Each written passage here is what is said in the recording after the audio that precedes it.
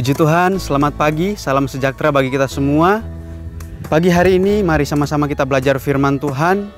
Kita percaya setiap firman Tuhan yang kita dengarkan, setiap firman Tuhan yang kita renungkan, itu yang menjadi kekuatan dalam kehidupan kita. Meskipun tidak di gereja, kita lewat online dan lewat streaming, tetapi percaya berkat yang luar biasa, berkat yang sama kepada orang-orang yang suka merenungkan firman Tuhan di pagi, siang maupun malam. Kita akan terima berkat yang luar biasa daripada Tuhan.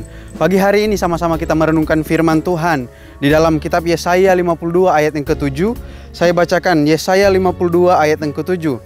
Betapa indahnya kelihatan dari puncak bukit-bukit kedatangan pembawa berita yang mengabarkan berita damai dan memberitakan kabar baik, yang mengabarkan berita selamat dan berkata kepada Sion, Allahmu itu Raja. Puji Tuhan, demikian firman Tuhan selalu jadi awal yang baik ketika kita bersekutu dan merenungkan firman Allah. Sebelum kita melakukan segala aktivitas kegiatan kita, terlebih dahulu kita bersekutu dengan Tuhan, merenungkan firman Tuhan. Karena kita tahu di luar sana masih banyak orang-orang yang ketika mereka bangun banyak sekali hal-hal yang membuat mereka khawatir, membuat mereka gelisah. Karena ada kabar-kabar buruk di sekeliling mereka, baik di sosial media, di TV, dan di lain sebagainya, di radio. Jadi alangkah baiknya sebagai orang-orang yang percaya kepada Tuhan, kita harus tahu tugas yang Tuhan percayakan dalam hidup kita. Kalau kita diberi kesempatan oleh Tuhan untuk kita bisa bergerak, kita bisa bernafas dengan begitu bebas, semua karena kemurahan Tuhan, semua karena anugerah Tuhan yang besar dalam kehidupan kita. Tuhan mau agar kita terus bergerak, memberitakan kabar baik, membawa kabar baik.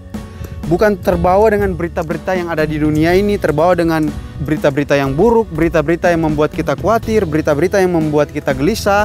Tetapi di sini kita belajar bersama-sama, kita nggak mau terbawa dengan berita-berita dunia yang semakin mengada-ada.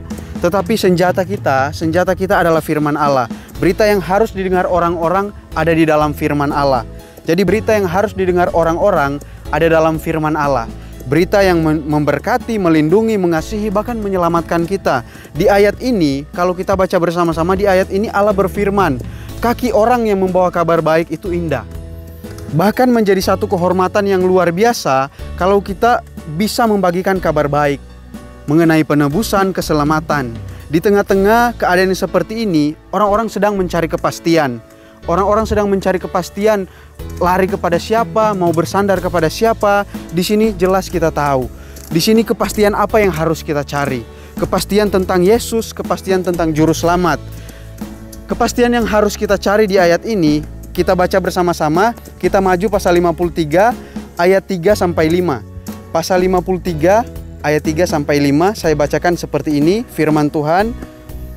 Ia dihina dan dihindari orang, seorang yang penuh kesengsaraan dan yang biasa menderita kesakitan.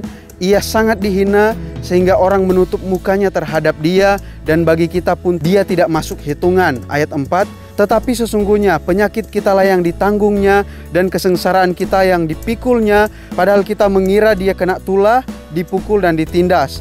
Ayat 5, tetapi dia tertikam oleh karena pemberontakan kita, dia diremukkan oleh karena kejahatan kita. Ganjaran yang mendatangkan keselamatan bagi kita ditimpakan kepadanya, dan oleh bilur-bilurnya kita menjadi sembuh. Inilah kepastian dalam kehidupan kita. Di tengah keadaan seperti ini maupun di tengah keadaan COVID seperti ini, Tuhan menjadi kepastian dalam kehidupan kita. Tuhan telah pikul segala sakit penyakit kita, segala beban kehidupan kita. Bahkan dia rela berkorban, mati di atas kayu salib untuk menebus setiap dosa saya dan saudara. Jadi di sini kita melihat kepastian yang diuraikan di dalam pasal 53 ini ayat 3 sampai 5, bahwa Yesuslah yang harus kita tinggikan karena pengorbanan Tuhan dalam kehidupan kita. Di sini kita melihat perjuangan Tuhan yang mati-matian untuk kehidupan kita. Tuhan yang mati-matian, Tuhan yang habis-habisan untuk dicambuki, dia diludahi dan lain sebagainya untuk kehidupan kita. Jadi di sini kita melihat perjuangan Tuhan yang sangat luar biasa dalam kehidupan kita.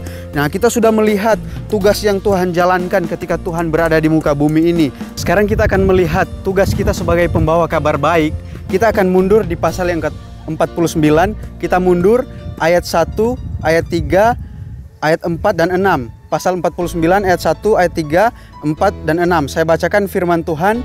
Dengarkanlah aku, hai pulau-pulau, perhatikanlah, hai bangsa-bangsa yang jauh.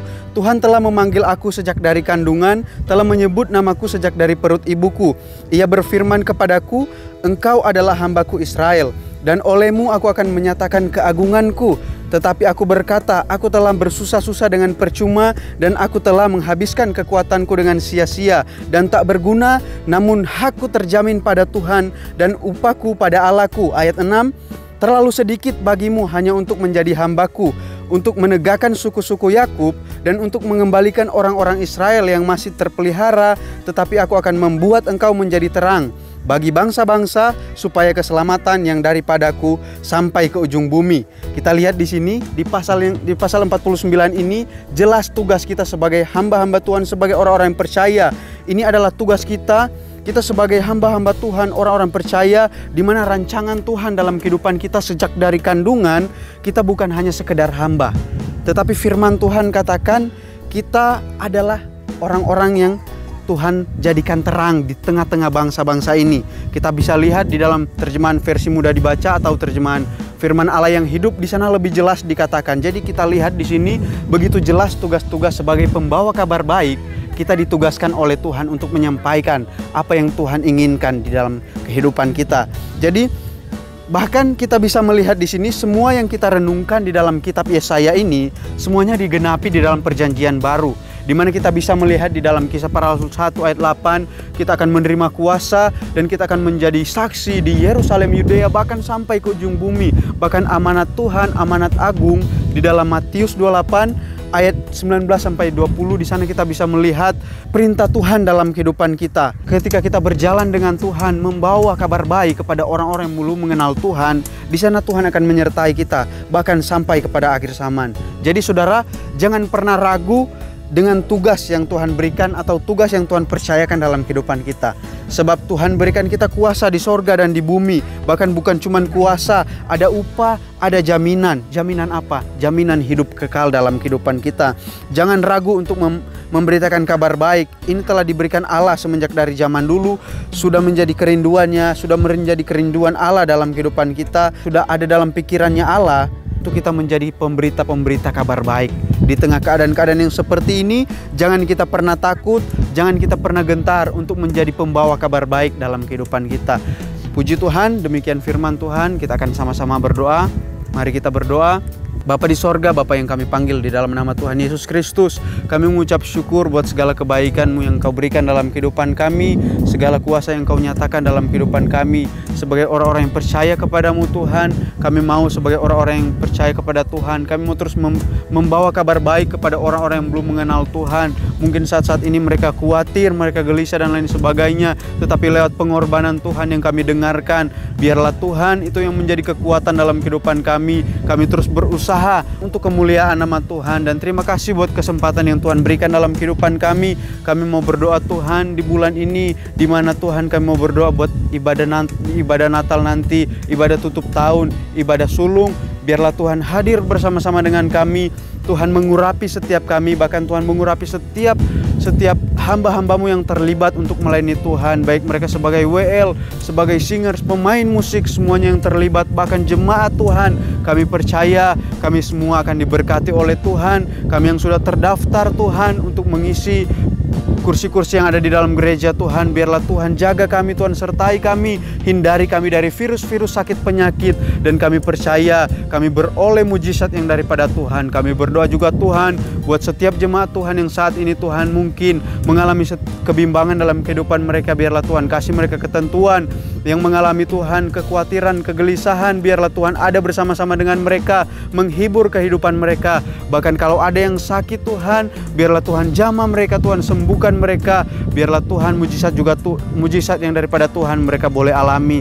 Kami berdoa juga Tuhan buat Indonesia. Kami mau terus serahkan Indonesia ini ke dalam tangan Tuhan. Biarlah Tuhan rancangan Tuhan yang terlaksana bagi Indonesia ini Tuhan. Kami percaya pemerintah, masyarakat akan mengalami juga Tuhan pemulihan yang sangat besar yang daripada Tuhan. Kami akan melihat kemuliaan Tuhan terjadi dalam kehidupan kami. Terima kasih Tuhan, terima kasih khususnya juga buat Kota Temanggung.